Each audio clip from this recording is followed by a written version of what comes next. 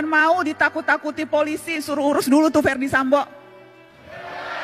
Sepanjang kita tahu apa yang kita lakukan benar, kita tidak merugikan orang lain, jangan mau ditakut-takuti dengan pasal.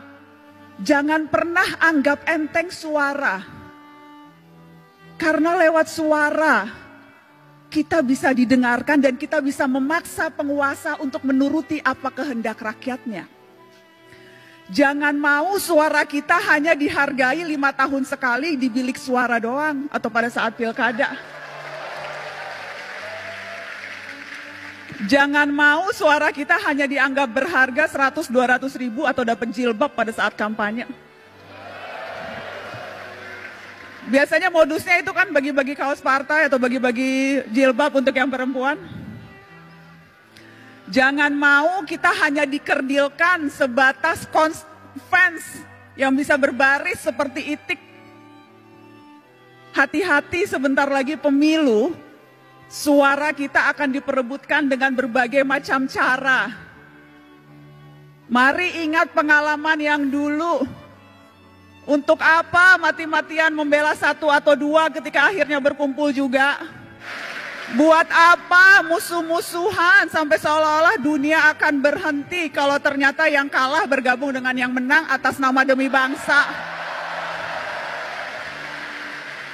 Jadi nggak usah terlalu baper dan nggak usah terlalu mati-matian membela tokoh idola.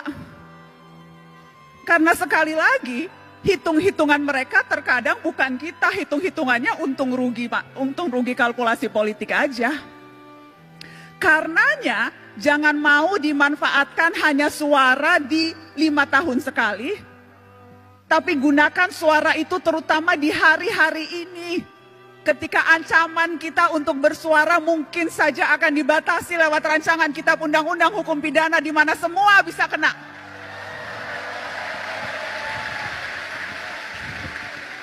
Terlalu berharga suara kita. Dan saya selalu bilang ini, cuma itu yang kita punya, suara. Negara punya yang lain. Negara punya kuasa, negara punya tentara, negara punya uang, kita punya apa? Kita punya suara. Dan yang harus kita waspadai adalah ketika kita terlalu takut dan berusaha mengecilkan suara kita, padahal yang kita butuhkan justru teriakan-teriakan.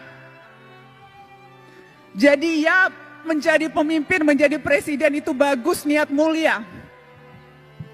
Tapi perhatikan suara-suara orang yang juga tidak punya kuasa, tetapi kalau berkumpul bisa berdaya. Jadi mari rapatkan barisan. Mari rapatkan barisan dan jangan mau ditipu-tipu. Jangan mau dipergunakan hanya suaranya, tetapi ketika kita menuntut hak-hak kita yang paling dasar, sedasar kebebasan berekspresi dan berbicara, itu kita tidak didengarkan. Tetapi kakak mau menegaskan ini adik-adik. Pergerakan jangan hanya sebatas kerumunan. Pergerakan terutama gerak mahasiswa, jangan hanya sebatas kumpul-kumpul berkerumun. Ya, demonstrasi perlu dan harus terus dilakukan kalau memang strateginya seperti itu. Anak muda hari-hari ini adalah anak muda yang seharusnya pintar memilih dan memilah informasi, mana yang sampah, banyak sampah sekarang di dunia maya, dan mana yang fakta. Mana yang berita, mana yang opini, dan hati-hati mana yang propaganda. Dan kalau sudah yakin, sampaikan itu dengan lantang. Jangan mau ditakut-takuti polisi, suruh urus dulu tuh Verdi Sambo.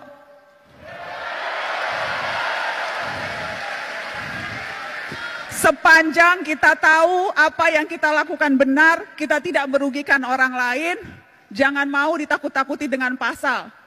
Kita juga bisa belajar pasal-pasal, kita juga tahu apa hak-hak kita sebagai warga negara. Kalau tidak tahu, cari tahu.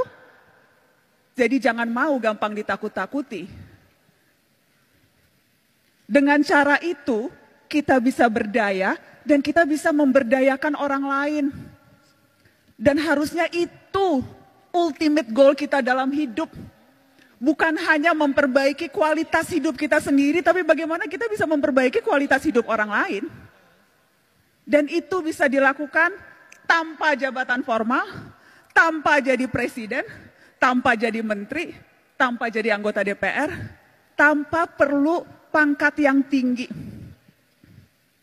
Kita bisa melakukan itu dalam tindakan kecil seharian sekalipun. Karena kuncinya sebetulnya peduli dan bersatu. Kutipan yang selalu saya tunjukkan ke setiap mahasiswa. Ketika Bung Hatta bilang seperti ini, peduli dan bersatu itu adalah kunci. Karena kalau tidak, Indonesia hanya seperti seuntaian gambar di peta.